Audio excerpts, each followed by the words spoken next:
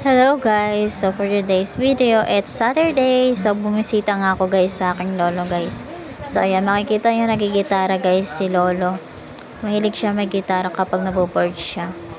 Kaya ayan, binidyoan ko guys. So ayan lang. Dito kami sa bahay ni tita. Ayan si Tintin, nagsusuklay ng buhok. So ayan, ngayon na lang uli kami guys sa kabisita kay lolo. Ay nga pala si lola nakahiga. Matutulog siya guys. So ayan si Tintin. At ayan nga si lolo guys, nagpapatugtog siya. Galing niya mag-gitara guys. Sana nga naman ako na lang yung pagiging magaling ni lolo sa gitara guys. So ayan, 'di ba? Marunong siya magpatugtog guys ng mga Christmas songs and turagsoy. So ayan. Kaya lang din lang kayo marunong kumanta guys. Kaya di na masabayan si lolo guys. So ayan, Tintin nga napapasayaw na guys. Paindak na siya sa tugtog ni lolo. So ayan. Ngayon lang uli kami nakabisita dito guys. Kasi nga, ayun na. Basta yun. So ayan nga, pumunta yung kapatid ko. Nangihiram ng cellphone yan guys. Ayan. May indak-indak na si Tintin guys. Kasi napakagaling ni lolo mag-gitara. Ako gusto ko rin matuto guys mag-gitara, kaya lang hindi lang ganun kadali. Mahirap talaga siya. Kailangan talaga ng matinding pagpo-focus. So ayan. Ganito lang kami guys. Kapag wala kami magawa sa bahay, pupunta kami kay lolo para bumisita. Si lolo ay kapatid ng papa ni papa. So ayan. Lolo sa lolo yan guys. So diba? Magkawig nga kami guys, di ba? Kung makikita nyo. Charan! So, ayan. Kahit haggard ang person guys, video pa din tayo.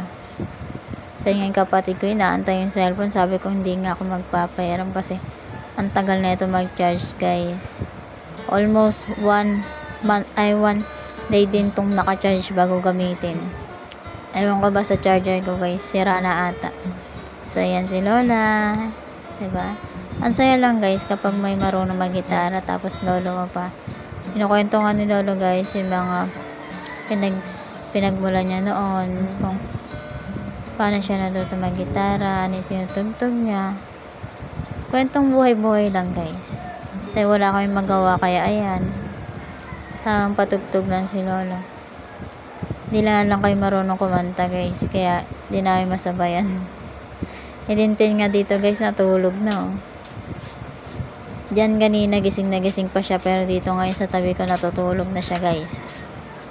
So ayan, ang ganda pa naman ng gitara ni lolo guys. Bigayan ng kanyang anak na si Tita Emmy. So ayan. So yun, ito nga si Tintin guys, nakaialam na naman ng video. So ayan, maganda daw siya.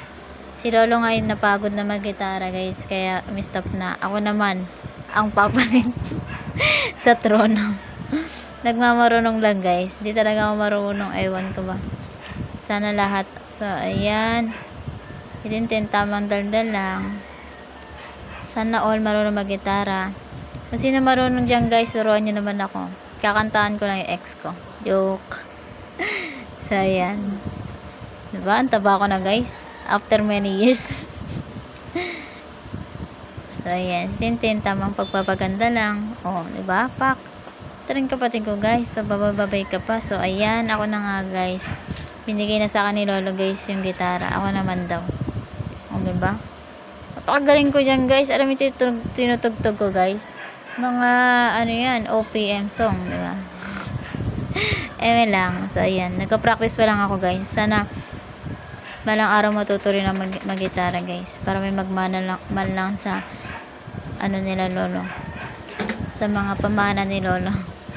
So yun lang guys, sa mga hindi pa naka-like, share, and subscribe nyo na yan guys. Lagi kayo mag-iingat at huwag kalimutang mag-thank you kay Lord, dahil alam naman natin na si Lord lang ang ating maasahan sa buhay. Laban lang kung anumang problema, huwag susuko guys. Ako nga, di ako susuko guys eh. Mag-aaral ako ito mag-gitara. Soon, makikita nyo na ako mag-gitara guys. Kakantahan ko kayo. So, yun lang. Sasoli ko na tong gitara guys kay Lolo. Yun lang. Bye-bye.